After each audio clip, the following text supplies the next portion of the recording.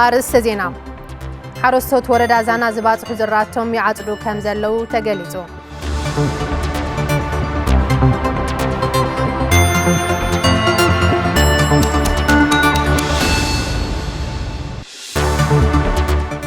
ቤት ጽሕፈት ፖሊስ ዞባዶ ምብራቕ ልዕሊ 300 ኮብለልትን ኣኾብለልትን ኣብ ትሕቲ ቁጥጥር ኣውዒሉ ኢሉ።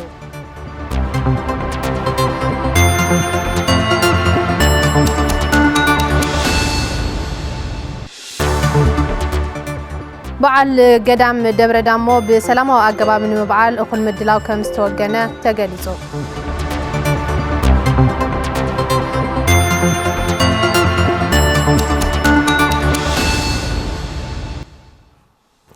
ሰላም ጥዕና በለይ ከመይ ተምሲ ዝኸበርኩም ተመልከትና ካብ ቴሌቪዥን ትግራይ ንሰዓት 1 ዝብናዮም ዜናታት በቀጥታ ካብ ስቱዲዮ ቴሌቪዥን ትግራይ ሒዝናልኩም ቀሪብና ኣለና። ከምቲ ልሙድ ቅድሚና ብዕለታዊ ዝርዝር ዜናታት ምስጋርና ሓጸር ዜናታት እዚ ዕለት ተኸታቲልና ክንምለስ።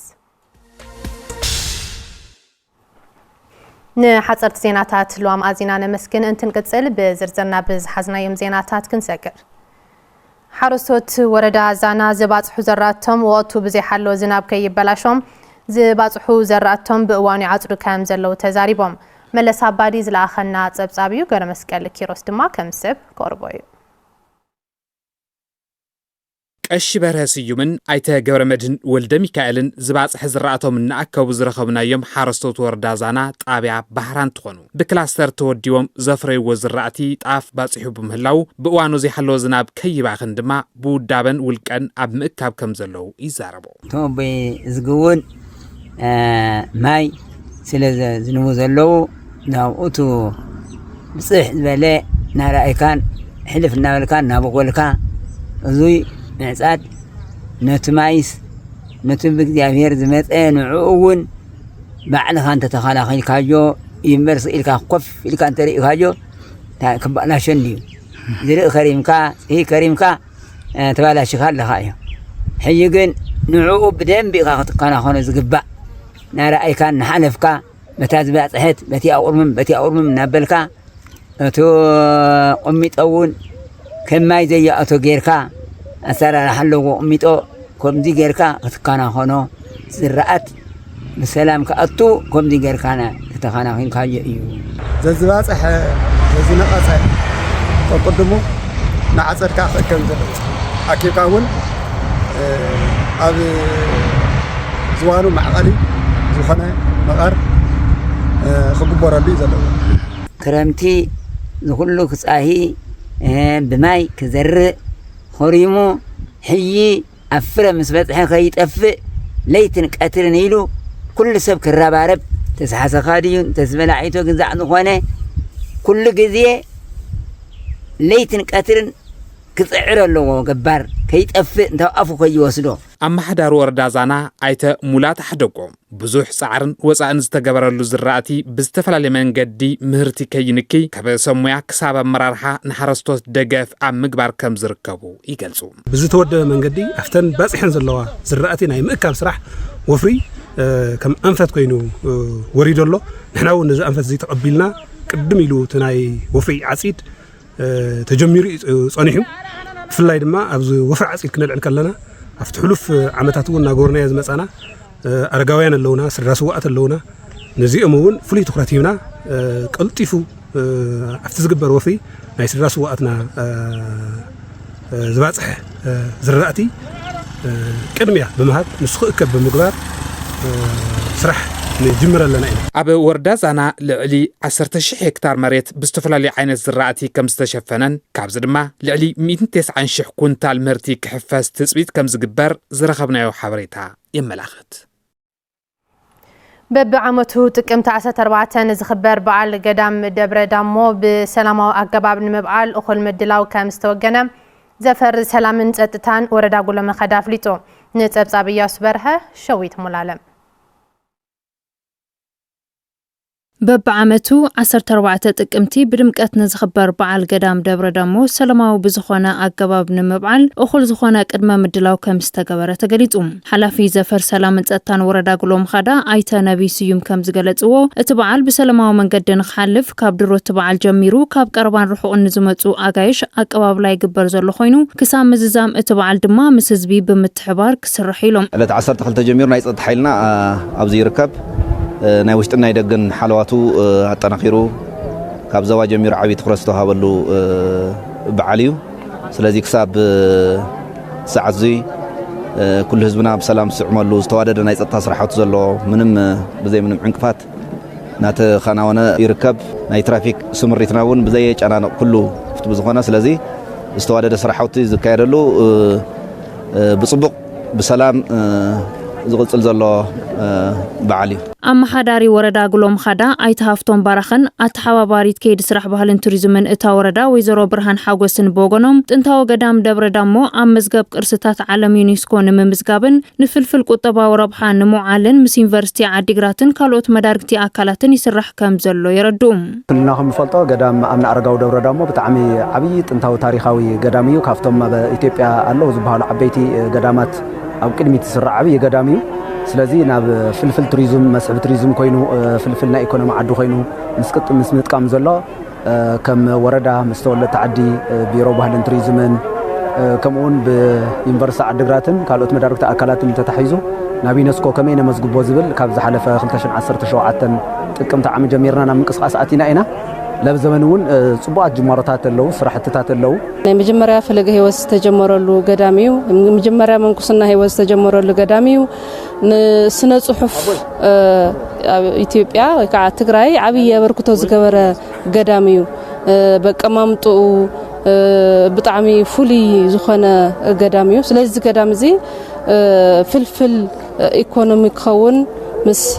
ዝምልከቶም አካላት ዩኒቨርሲቲ ክልል ባህልን ቱሪዝምን ወረዳ ኮሚቴ ኮይና ሰፋሕቲ ስራሕ ነተሰርሐ ጸኒሑ ስለዚ ሕዚ ናብ ዩኔስኮ ንኽንምዝገብ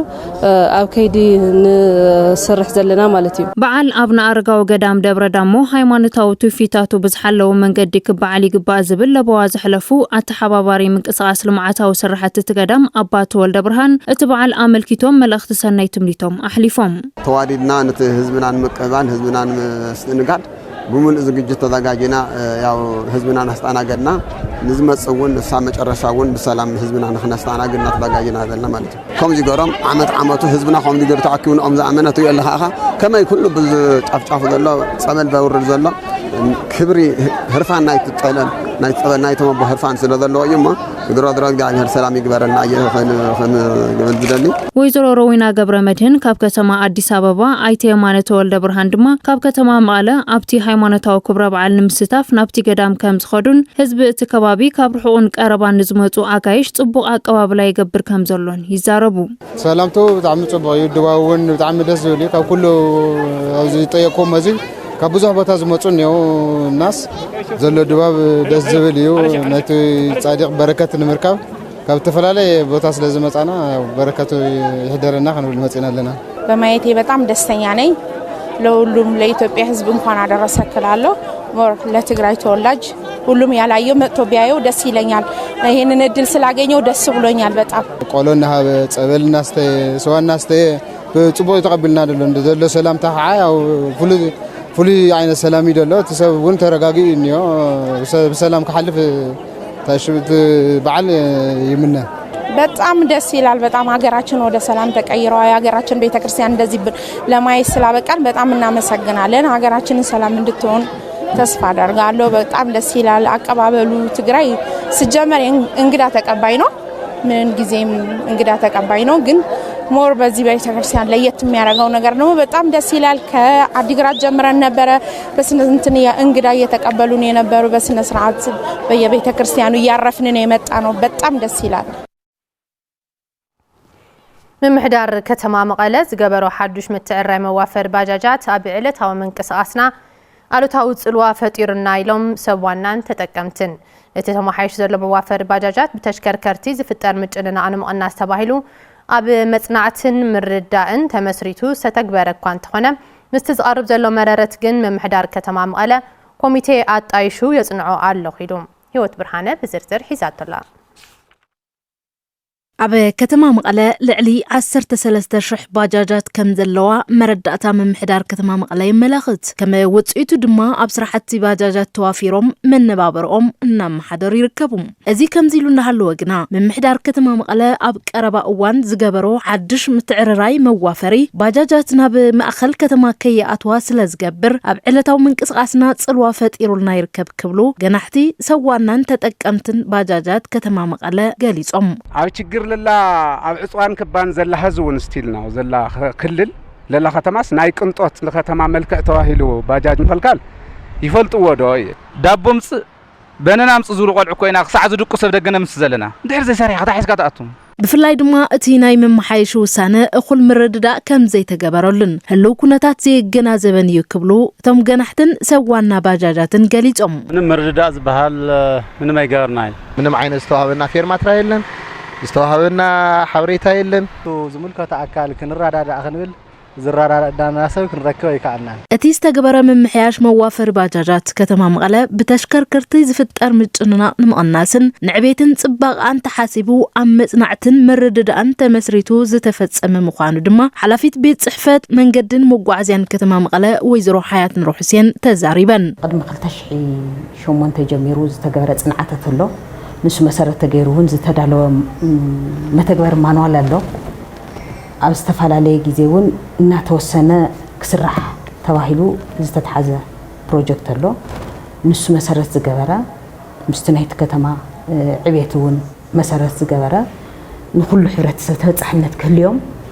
ኣዌርና ገበርና ኢና ጽኒሕና እቲ ሓድሽ መማሓየሽ መዋፈር ባጃጃት ኣቐዲሙ ንሕብረተሰብ መማረጺ መጓዓዝያ ብዘይ ምንጻሩ ኣብ ኩለ መድያዊ ምንቅስቃሳት ሕብረተሰብ እታ ከተማ ንተወሳኺ ወጻእታት ስለ ዝተቃልዓና ጽልውኡ ልዑል ምዃኑ ነበርቲ ከተማ መቐለ ተጠቀምቲ ባጃጃት ገሊጾም ካብ ንኣብነት ካብ መድሃኒ ዓለም መጺኺ ርኢኽ ስጋብ ደደቢት ወናይ ትበጽሕን ስጋብ ዛኦፌታ ትበጽሒ ክልተ ትራንስፖርት ክትገብርለኽ ምክንያቱ ሓጺጽ ዝኾነ በቃ ዝኾነ ኣፈርክ ወላ ተባሂልክ ናብ ስራሕኻ ተኣትውሉ ዝግበአኪ ኣብ ምንታይ ተሳናኸለ ርኢኽ መጺኽስ እንደገና ካልኣይ ወጪ እዞም ሰብ ባጃጅ ጥራሕ ይኾነ እዩ ችግር ኣብቲ ማሕበረሰብ እውን ዓብይ ችግር እዩ ለዝኾነ ሶሉሽን ከምጽ ይግበኦም ባህላየ እንታይ የዛጋጁ ናይ ኣውቶቡስ ነገር የዛጋጁ ምንም ዘዛጋጁ የለን ምክንያቱ እቲ ናይ ሕብረተሰብ ጸገም ኩሉ እዩ ትክክል ኣብ ባጃጅ ዝሰርቁ ካልእ ነገራት ክመጽዩ ከም ምምሕዳር ከተማ መቐለ ሕብረተሰብ እኹል ግልጋሎት መጓዓዝያ ዝረኽበሉ ዕድላት ምስ መድረክቲ ኣካላት ብምትሕባር ይሰርሓሉ ከም ዘሎ ዝሓበራ ወይዘሮ ሓያት ኑሩ ሁሴን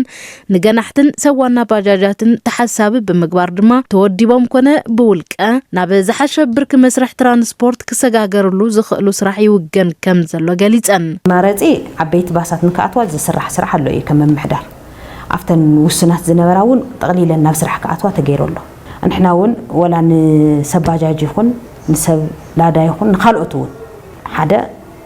ናብ መኪና ክዕውይዎን ስለ ዘለዎም እንተስ ናብ ባስ ድዩ ተወዲቦም እንተስ ብዓቕሞም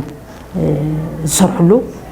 ነመቻችለና ኢና ከተማ ሙሉን ሙሉእ ክነኣት ይኾን ትድልየትና ቢያንስ እንኳን ቋሪጽና ንሓልፈሉ መገዲ ተተዋሂቡና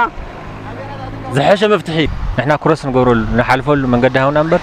ነቂጠን ኣብኡ ዝሰርሓ ሕጋዊ ስጉምቲ ውሰድለን ጫፍጫፉ ኣብ ጫፍ ኮንካ ለህዝቢ ኣገልግሎት ንህበሉ ልባዕልና ንግልገለሉ ኢና እንደልበ ንሕና ላፍቲ ጭን ንቕለሉ ቦታ ክንኣቲና ልብል እንትን የብልናይ ማለት ነቲ ብሰዋናን ተጠቀምትን ሕብረተሰብ ዝቐርቡ ዘለዉ ሕቶታት ኣብ ግምት ብምእታው ምምሕዳር ከተማ መቐለ ኮሚቴ ኣጣይሹ የጽንዖ ከም ዘሎን ምምሕያሻት ዘድልዩ እንተሃልዮም ድማ እቲ መጽናዕቲ ዝምልሶ ይኸውን ክብላ ወይዘሮ ሓያት ወሲኸን ሓቢረን ታኢቲ ጸገም ታኢቲ ናይ ሕብረተሰብ ከዝብል እዚ መሰረት ገይሩ ካብ ዝተፈላለየ ሴክተራት ዝተውጻጸ ኮሚቴ ተዋቒሩ ናብ ባይታ ወሪዱ ኣሎ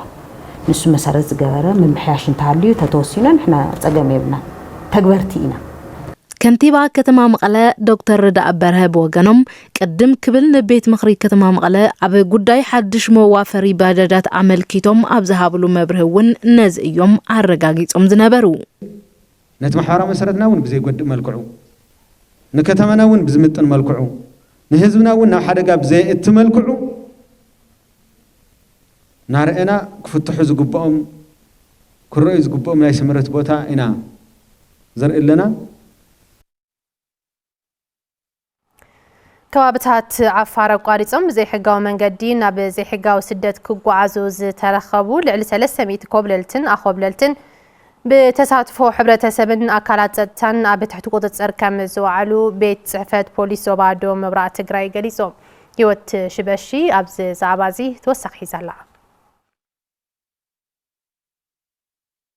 ወይዘሮ ሻሹ ገብረ ሚካኤል ካብ ዞባ ምዕራብ ትግራይ ተመዛቢለን ኣብ መዕቆቢ ተመዛበልቲ ሰብዓ ካሬ ይርከባ። እዘን ኣደ ብሰንኪዚ ብሕማም ኣእምሮ ዝተሃሰያ እንትኾና መልዐሊተን ጓል 17 ዓመት ውላደን ንእስቲ ፍዮር ጸጋ ኪሮስ ከም ዝነበረትን ኣብዚ ሕዚ እዋን ናብ ስደት ብምኻዳ ህይወት ውላደን ንምድሓን 300,000 ብር ብደለልቲ ከም ዝተሓተታ ይገልጻ።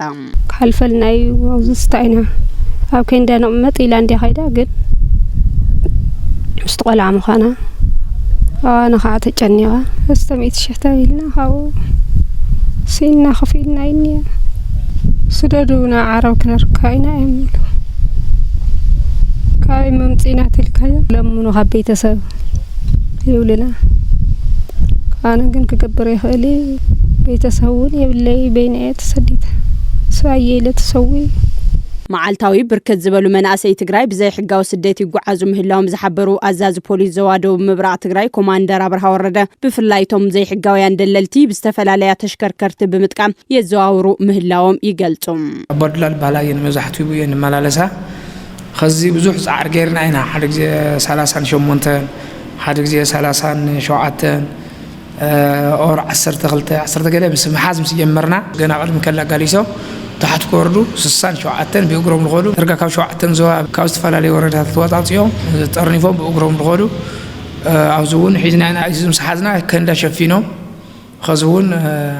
حسوا عن حمشتن ابلع 90 خزون زون خالي بقى ملكونا قايره بتاع مشجاريني حراوزي مكاين تتحازنيوا اكول تتحازم توم دلت تتحازنيو تهم علم انا دغاطمنا كن بيقرم خيدو كوانا ينقلعت دق 12 عمد كاف تمرتيتن يوم سيدو من دفترن بيتسيو سن بيقرن كردا او اغاطيمنا يلن كاوان كو تقبلنايو لهونت حنط ولعاو هم ترفه تبرخا بيقرو عزن حلف تري عفر مسصد كوانا بيقرا خيدا خزا من قد لهون غدات وطخ لهم خان ملكتات خز حازنا يوم سوات يوساتون مزع حساون تنقلو مسكرنيا زون استات 300 كاون خون حزنا انا خز 3 እቶም ዘይ ሕጋውያን ደለልቲ ብናይ ህዝቢ መኪና ጥራሕ እንተይኮነስ ብናይ ደረቕ ጽዕነት ተሽከርከርቲ ብምጥቃም እቲ ዘይ ሕጋው ዝውውር የካይዱ ምህላዎም ዝሓበሩ ኮማንደር አብርሃ ነዚ ንምዕጋት ኣካላት ጸጥታ ኣብ ዝገብርዎ ጻዕሪ ሕብረተሰብ ሓጋዛይ ክኸውን ኣገንዚቦም ዝሰርሕና ይንለለና ናይ ሕብረተሰብ ጥቆማ እዩ ተፈላለዩ ብር ስለንኸለሎ እዚ ሕብረተሰብ ደው ኢሉ ክሓስበልኒዮ መንግስቲ እውን ደው ኢሉ ክሓስበልኒዮ ፖሊስ ኮሚሽን ተገደደ ኣብቶም በላሕቲ ግንባር ዝርከቡ ደለልቲ ስጉምቲ ሙሳድያ ናብ ሕጊ ምቕራብያ ተዋልና ግን ኣብ ታሕቲ ኣብ ከባቢው ሰብ ውላዱ ክሕዝ ክቆፃፀር ክርዳእ ተራራዲና ድሕሪ ይኸድና لكل النكزنا يخزنيو بوليس وردا 7 عندرتا مس حيلتا ጸጥታ ትግራይ ብምትሕባር ኣብ ሓንቲ ተሽከርካሪት መኪና ተሳፊሮም ዝነበሩ 75 ኮብለልቲ 12 ጥቅምቲ 2018 ዓመተ ምህረት ናብ ዓዶም ከም ዝመለስዎምን እቶም ኣኾብለልቲ ኣብ ትሕቲ ሕጊ ከም ዘውዓልዎምን ካብ ድሕረ ገጽ ኮሚሽን ፖሊስ ትግራይ ዝረኸብናዮ ሓበሬታ የመላኽት ካብ 2016 ክሳብ 2017 ዓመተ ምህረት ብዘይ ሕጋዊ ስደት ካብ ዝኸዱ ልዕሊ 60,000 መናእሰይ እቶም ኣስታት 1900 ወገናት ሙማቶም ካብ ቢሮ ጉዳይ መንእሰይ ትግራይ ዝረኸብናዮ ሓበሬታ ይገልጽ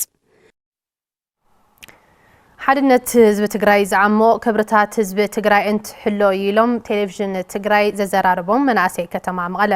ሸዊት ሙላለም ስቶም መንእሰይ ጻንሒት ገይራላ ተጋሩ ሓድነትና ወሳኒ እዩ ንዓና ፍቱን መድሓኒትና እውን እዩ ኣብ ሓድነት ትግራይ كلاتنا أجامنا أو فينا كلاتنا زلنا صنقنا تزيسرحنا ساخاب زمصيخ سانا يزيخ خيتو حالنا أو حدنتنا أنت سرحنا حدنت تغارو أنت تنكر أو زخون يكون غزيتاي كم زفطر سلازفلط حدنتنا أستيمنا كنسرح يغبانا تبي ني بوليتيكا هونتات تفتحو كلتنا ايكونومي ناي محوراوي ناي كالي صقمات فلايت ناي من سيني سرع عدد صقم كفتحي لسلازامن سو تي ناي بوليتيكا صقم حدنتنا نبيهرنا زشرشر كيهلو زي قنقال سلنا لعل خلون قدم خلون بوليتيكا عري تنا ايكونومي محوراوي استاهل المنقد يفتر الى سلازامن وسق استاهل له الى زامن تغار كم تغار متن حدنا تحسطم كلله كالا فلالاينا بزي يقدس او بهلاوه تግራይና بعدنا ግን ሓደ ክንከውን ይዝግበና ኣብዚ ኣመነሰይ ሓድነትና ዝዘርጉ መበለጽ ዝገብሩና እውን ብዙሓት እውን ስለ ዝኾኑ መበለጽቲ ዘይኮናስ ንሕና ከም ትግራይ ክንሓስብ ስለ ዝግባእ ከም ተጋሩ ኣብ ሓንቲ ሓድነት ተረቢብና ክንቀሳቀስ ኣለና ኩሉ ሕብረተሰብ እትዝኒ ኩነታት ናብ ሓደ ንኸምጽእ ዓብይ ግደ ኣለዎ ብፍላይ መንእሰይ ተዓዲ ንስኡ ልዕሊ ኩሉን ቅድሚ ኩሉን ክርከበላ ዝግብኦ መንእሰይ ስለዚ ንትግራይ ናብ ሓደ ከምጽእ ዝኽእል ናብ ሓደ ፖይንት ናብ ሓደ ነጥቢ ከምጽኣልና ዝኽእል ታኢሉ ተረዲኡ ከይተዳናገረ ከም ትግራይ ከም ብሄር ሓደ ክንከውን ዘለዉ ጸገማቱን ክቃለስ ኣለዎ ኢለ ዝወስድ ማለት እዚ ነዚ ኸጠናኸረ ዝፈልኮ መንእሰይ ተሓድሽ ወለዶ ሓድሽ ተሓሳስባ ዘለዎ እዩ እዚ ሓድሽ ተሓሳስባ ዘለዎ ናብ ሓደ እንድሕር መጽዩ እቲ ዘሎ መራርሓ ናብ ሓደ ዘይጥመረ የለን ተስ መንእሰይ ሓድነት ኸጠናኸረ ኣለዎ ዝብል ወገናይ صخبركم تملكتنا زيناتات تلفزيون تግራይ حزون نعصليم كابز بمسعب دما زيناتات بيزنس زسات بمسارحتنا خافتو قبرو سعيبو قربيو حزون صانحتكم مسانا يخول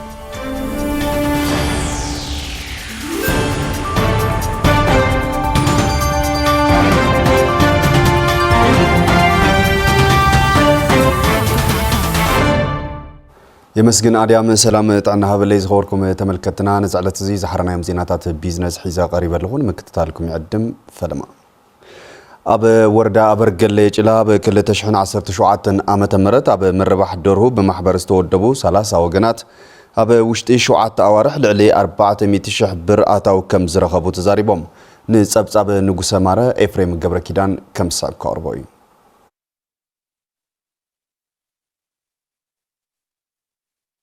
أب وردا أبرجلي جلا زركبو أمربح درهو زتوافر وجنات تربحنتهم يعب 5 لون أو وشتي شعات أوارح لعلي 400 شح بر كم زواهللو يزاربو زندرا خوبين صبوق أتاتين التي على اللوا كاب 180 ياو 100 سساي قليم ودقتي سل اللوانا أتوت لنا أتوت زي كعبيتنا جن مثل لنا كابيتال تحيدنا مناورنا يلوقتي يلبل ያው ጠንከርና እንሰራህ ለና ማለት ነው ትጅመርተ ለና ያው 200 ደርሆ እዩ በማህበር ቀይሕ መስቀል ተሐግዝና ገዛውን ሁሉ ነገር ሰሪሒ ሂውና እዩ ሰለስተ አይነት ተመጋጋበ ይተሰራህ ምክንያቱ በደርሆ በዓሳ በሞስነ እዩ ምክንያቱ ደርሆ ለተዓሳ ይምግባ ትናይ ዓሳ ፍታን ነበረ ደማ ብስ ሳልሳይ ረዓይ ማዓት ስለንغيሮ ለተሕምልቲ ፍረምረን ከም መዳበርያ ኮይኑ يتقوم مالته كابيتالنا يا 400 قال يخابل لنا بعل مويا حلوة عنا انسسا وردا برجل ليجلا دكتور حجوس هسجلا أور حملة تتعيشت قبل معت هفت انسسا مسنون التنتف زلا محبر ببيت صحفتهم يكبر الله بزلو دقفن كتتلن لو تتمزجب كم زلا يقلصو كم مجمري كل تميت در هنا أتاتينا لهم عسى عسرت بعسرت خلت بوندي زلو حمشت بعسرت خلت بوندي مجمري عسرحنا توساخي 3 بوند 3 بحمشت ببلاستيك بوندي نتسرحي زلو مالتي سلازي مسوصي تخنا الرأي خلنا أما عالتي كع 180 3 نقاقحو زفلو كنتاتي تفطير أواز أو خويني استرخيبو مالتي تا محبر زاجيد أتاتيات تنزلا كلتمي تدرهو مبزحتين فرياتن قاقحو خبا خمز جمران تعنان وحسن مقبار قبو كن يكبر لن كم زلون دكتور حاجوس هاسقل أبريهم أبدرهم مقلاب أبتعنان مكتتال كاتو خلو نبخلت ككلاخل زخل كنتات أمتكم عبي كفتت إذا تفتر نيرو سقمت هاللي خا مفلي كلاس له يفليا نابادا ناب سموي حلوات عندنا نسات ريبورت يقبرو نحنا ون ملاش نهب تو تخصص نجر كي تجادد أو ساعته ذكرت قالوا من جدي فتر مالتي بيت صحفة اللمعات وطوط كتما عدقرات مسبركها نقادوتا كتما جنزابة معبي مدرخ الصاليتهم حلافي بيت صحفة اللمعات وطوط كتما عدقرات آيت أرآيا كحصاي أبتا كتما لعلي حموشتا ميت نقادو بركها حساب مزقب زحزو قبر خفلت كمزلو قليزهم أبتي مدرخ استرخبو نقادو بقدوم أكفافلا قبري نتزلوه اللو كنتات تقراي أبقم الزي توصل زخونا كإرم حاتيتهم التحباباري كيد سراح مكلغال محبا قبري آيت هايلا مريم تكل هايمانوت مسلو كنتات تقراي نقادو نزقادو كفافلا قبري كلو بغطالي ناي مردا مدرخات كسالت ومخانم حبيرم اللو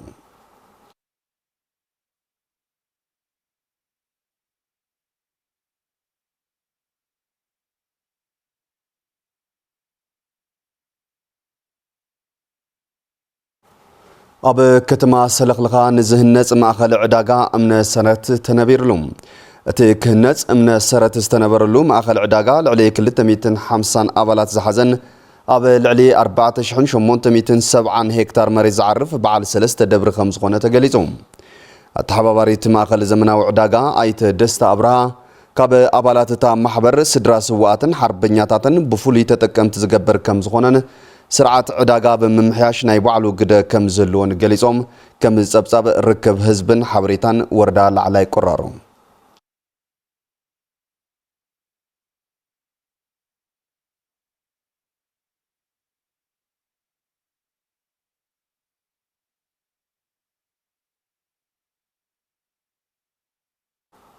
ዝኸበርኩም ተመልከትና ሓዚ ድማ ኩነታት ሽርፎ ወፃ ዘር ሰደቓ ንኽትከታተሉ ክእንግደኩም ሰላም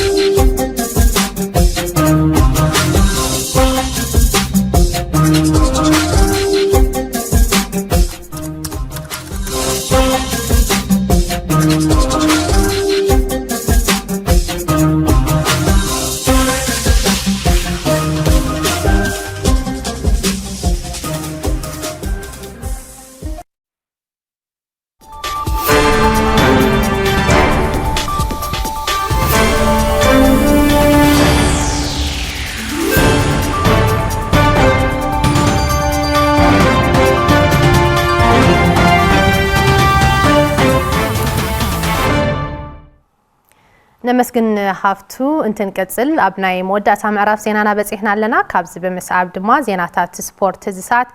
بمسحرتنا كبروم تسفاي سيبو قربيو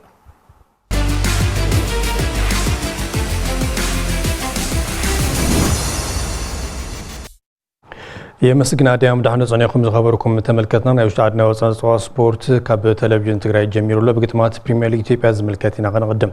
ካላይ ሶም ግጥማት ፕሪሚየር ሊግ ኢትዮጵያ አለ ተሐሙስ ከዚለም ተካይደማሉ አብናይ ቀዳማይ ሶም ግጥማት ፕሪሚየር ሊግ ኢትዮጵያ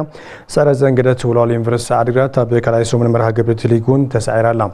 ጋንታ ወላል ዩኒቨርሲቲ አድግራት አለ ተሐሙስ አጫተ ቀጥሪ ምስ ጋንታ ፋሲል አብ ስቴዲየም ሐዋሳ ዘከሩ ተግጥም ክልተን ባዶ ብዙ ሆነው ባውዝ ጋንታ ፋሲል ከነማይ መፈጸም ተረኺቡ ፋሲል عاوز مزجبت لنقولات بركة جزاء مبلغ 50 كل تندعى أبني زريو حنس دما أما مبلغ 74 تندعى مزجبه منالهم أبني خلتشن 10 شوعاتن قتمات بريمير ليج إيبيا زي دخل مباراه كابن برنجانات حنزونا جورال يونيفرسيتي عدغات أبني زعم زمرها جبرون زاجدا كيدا تم بزلق لتقتمات أوت كرن عكالنيوم أبي كلمة جبري إيبيا بونا مسنجلي عرسية بزرق بالصوتا أبو بكر دامون بفكر على مايون نجانتا إيبيا بونا بزمزجبون كل تقولات كل تنحد أوت مزجبا قبل مسكال دبال دما نجانتا نجلي عرسي جول زمزجبة تصاعدهم شجرن آدمان زرقبة كلمة جبري تلك بحبر أوتيت بارن مفسم تاريخي بلوم كلا يسوم قتمات بريمير ليج إيبيا عربي كسلم صلاتهم أبي كدما يسوم نمرة جبري تسعرت جانتا مقلة 7 درتا نبوسيت من بلاس مس جانتا مشال صوتا كايدا أبي جانتا مقلة 7 درتا بفلا ما يسون عوز زمزجبة جانتا مدرجنا الشردما مس جانتا إيبيا نيتبانك لا تعربي بتماثيل صوتا كلوي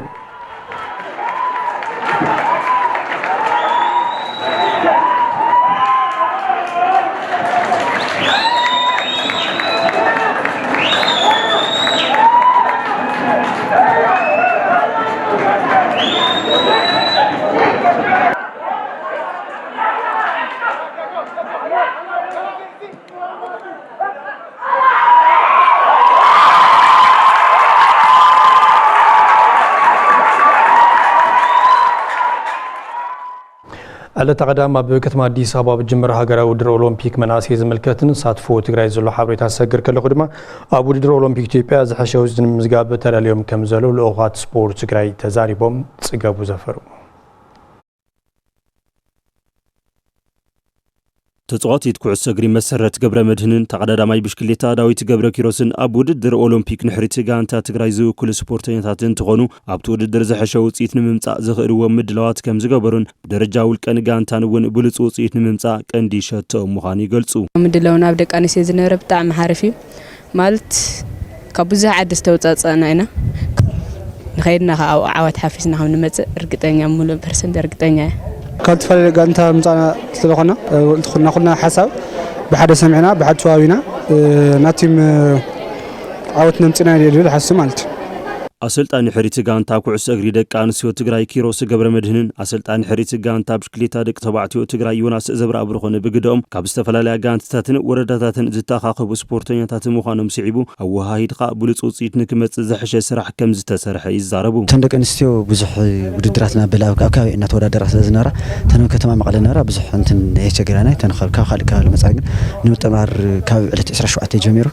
ምስ መረጻውን ምስ ዋዕሉን ክጣመሩ ለኸላፍ ኣብ ጎደላና كنو سخول قبنا لمدلنا تجوت أمتاي كنصور حل قبنا نجر ساتن كوهر اللي خلا نجر هنرد تخاله كنو ساعتي 10 ساعتين أنا وهرنا إحنا سنما صبحنا نتنا اللون صبحنا موتيفيشن اللون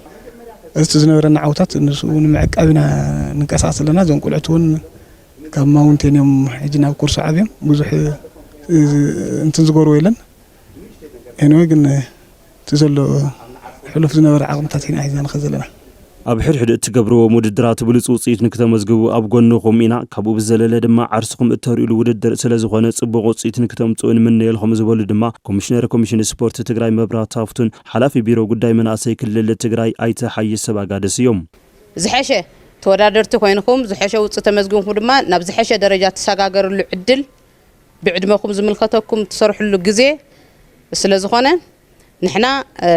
ከም ኮሚሽን ስፖርት أدلاي زبال دقافات أبغون لكم خويننا سناي عدل سناي وددر كون لكم يمنا هذا خدكم الله علامة مسخع بوجود لكم تطرنفكم كافت وجود له وكافت تطرنف خي وصاكم مخاد كدليكم حزب تجري كابكم عوات يزبدل باكم كع قدم هذه كاب جما استمهرنا يوم بزح دقاف زي تجبر لهم كيدهم جن بزح عوات حافظهم مسيوم يوم نسخهم منتخ على متن ناي قدولة ناي تم ورك صراحتي بدم بلحشة عوض حسكم نحنا وانت حقوسنا نسخهم وانت حقوسكم كمن الراخب تصفى يقبر تود الدرك كم تعصرت حمشك 73 أبي كتما أديس أبابا زكايد كوينو حريت غانتا تግራይ ድማ بعصرت عينታት ስፖርት ክትሳተፍ እያ። ካብዚ ጉዳይ ዝምልከት ከወፃና ኣብ ዝተፈላለዩ ድራት ዓለም ለኸው ነግራውን ተሳቲፎም ዝበለጸው ዘመዝገቡ ተወዳደርቲ ኣባላት ሰርከስ ኖርዘርን ትግራይ ኣብቲ ኦሎምፒካዊ ውድድር ዝበለጸው ምዝጋብ ዝኽእሎም ምድላው ገይሮም ኣለዉ። ብኮሚሽን ስፖርት ትግራይን ጉዳይ መናእሰይም ተመሳሳሊ መሰነይታት ተገይሩሎም ኣሎ። ዮሃንስ ሸብር ድማ ዝርዝር ሰናዲሉ بنورزرن ستار هوتيل تحجز بروجكت سيركسن جيمناستيكسن نورزرن تግራይ ኣብ ብዙሓት ስፖርታዊ ውድድራት እናተሳተፈት ከም ዝመጸት ዝፍለጥ ኮይኑ ኣብዚ ዓመት ኣብ ኢትዮጵያ ንዝካየድ ውድድር ኦሎምፒክስ ሰገናት ትሕቲ 17 ዓመት ምድላዋት ከም ዘጻፈፈት ኣብ ውሽጣ ተሓቂፎም ዝስልጡን ኣባላት ገሊጾም ኣነ ብውልቀይ مدالية كم تسيلة لبناهم أزجين بدرجة نشنفهم هنا أطل تسوي ورك كم تسي ورك ميدالية تسي نعدي تسوي عنه عليه كتسوي ولا ديله مالتي هو دادي ركمت عشان فكمت سيدلي ኣሰልጣኒ ሰርክስ ኖርዘርን ትግራይ ኢንስትራክተር ሃብቱ ኣጻሊ ደገፋት ይገብረሎም ንዘሎ ሆቴል ኖርዘርን ስታር ብምስጋን ዘለው ልቆመና ንውጽኢት ከም ዝበቅዕ ድልውነቶም ኣብርሂዎም ትግራይ ዘለው በዓል ሃፍቲ ልክ ሓም ዶክተር ዞሩ ክልተ ሓንቲ ክለብ ተትንሕስ ትግራይ ኣብዚ ላዕለ ብርክ ክትበጽሕ ያሞ ብዛጋጣሚ ዶክተር ዞሩ እውን ኣብዚ ደረጃ ክበጽሕ ዝገበርኒ ብዛጋጣሚ ዶክተር ዞሩ ገብርኤል ባኖስ ከመስግን ይፈቱ ዓወት ሒዝና መጺና ድማ ድጋሜ ኣብዚኣ ምሳኻት ከም ንራኸብ ክገልጽ ይፈቱ ንዚርጂ ቢዝነስ ግሩፕ ወኪሉ ርእቶ ዝሃበ አብርሃም ኖርዘርን ስታር ሆቴል ኣብ ስፖርት ዘለዎ ሓገዛት ቀጻሊ ምዃኑ ገሊጾም ኩሉ ደልሊ ስፖርት ሰርከስ ኖርዘርን ስታር ትግራይ ብቻ ከይኾነ ለኩሉ ኖርዘርን ስታር ሆቴል ዘርጂ ቢዝነስ ግሩፕ ብዝኻኣሎ ያው ክንሕግዝ ኢና ኣድላይ ነበረ ነገር ክሓገዝ እዩ ኣብቲ መድረኽ ተረኽቡ ሓላፊ ቢሮ ጉዳይ መናእሰይ ሓይስ ስባጋድስን ኮሚሽነር ስፖርት መብራት ሃብቱን ኣብ ቃሎም ምስ ዓቕሚ መንግስቲ ብተወሳኺ ግደ ትካላትን ሰማልን ኣብ ስፖርታዊ ጎስጓስ ብምእዝን ቅጥዒ ክለምዕ ከም ዘለዎ ኣገንዚቦም ኣብ መንእሰይ ኣብ መዘውተሪ ስፍራታት ኣብ ማእኸላት መናእሰይ ገና ብዙሕ ዘይተሰርሐ ስራሕቲ ስለ ዘለና ኣብኡ ትኩረት ንግበር ህዚ ንሕና ንገብሮም ድጋፋት መለክዕ እዩ ዝኸውን ማለት እዩ ካብ ህዝቢ ሞራል እንተረኺቦም እናጠንከሩ ክኸዱ እዮም ካብ ህዝቢ ሞራል እንተስኢኖም ከዓ እናደኸሙ እዮም ዝኸይድና ናትና ክለባት ናትና ስፖርተኛታት ንሕና ብዝገበርናዮ ኢንቨስት ክዕቀን ዝኽእል ምዃኑ ኩላህና ፈሊጥና ኣብዚኣ ትኩረት ንግበር ትካላት ትግራይ ነጥፈን ተተካእታ ምፍራይ እንገብሮ ጻዕሪ ናይ ኩላትና ምዃኑ ተረዲና በዛጋጣሚ እዚ ኣብ ጎኒ ስፖርትን መናእሰይን ሰገናትን ትግራይ ኮይንና ጽቡቕ ትውልዳ ምህናጽ ናይ ሁላትና እጃም ስለ ዝኾነ ሁላትና ኣብዚ ንዝመት ክብል ይፈቱ ብስፖርትን ብስነ ምግባርን ዝተሃነጸ ትውልዳ ምህናጽ ዝገብርዎ ዘለው ጻዕሪ ንተኻልእ እውን መርኣያ ኮይኖም ብሽም ከዝውን ብሽም ኮሚሽን ስፖርት ከመስግን ይፈቱ ሳጽዋ ስፖርት ካብ ቴሌቪዥን ትግራይ ምክታር ስለ ጽናኹም ካብ ልብ ንመስግን ናብ ኣድያም ክምልሰኩም ሰናይ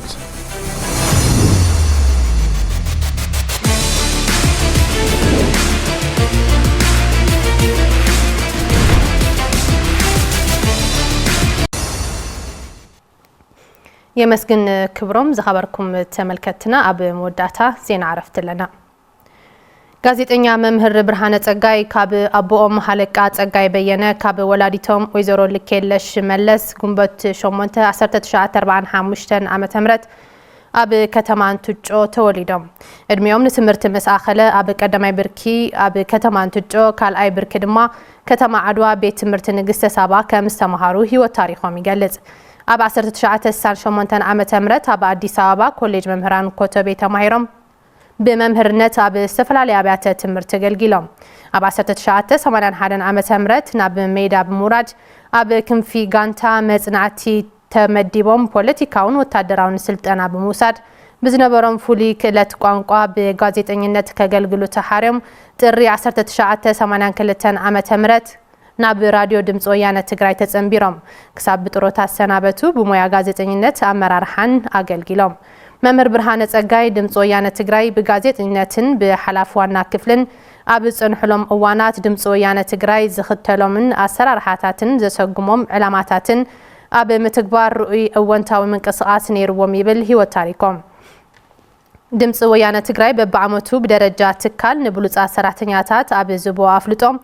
በተደጋጋሚ ተሸላሚ መንባሮም ህይወት ታሪኮም ይንጽር ጋዜጠኛ መምህር ብርሃነ ጸጋይ በዓል ሓዳርን ኣቦ ሓንቲ ጓልን ሓደ ወድ ነይሮም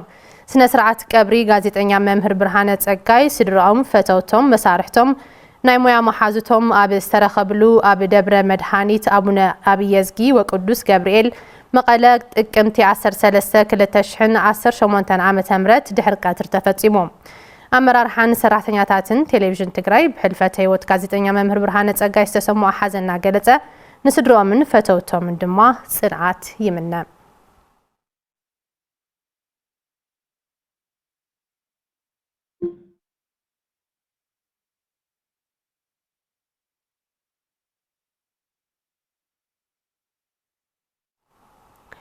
زهبركم تملكتنا زيناتاتنا بزينا كنزازم سنتنيكم نمكلتالكم كاول بينا نمسكن زيناتاتنا مرحنا انا ريم كحسين بمداي ملكت قانقوا دما سلامون هايلو حبيرناكم صنيحنا ببزلخمو سنه مشات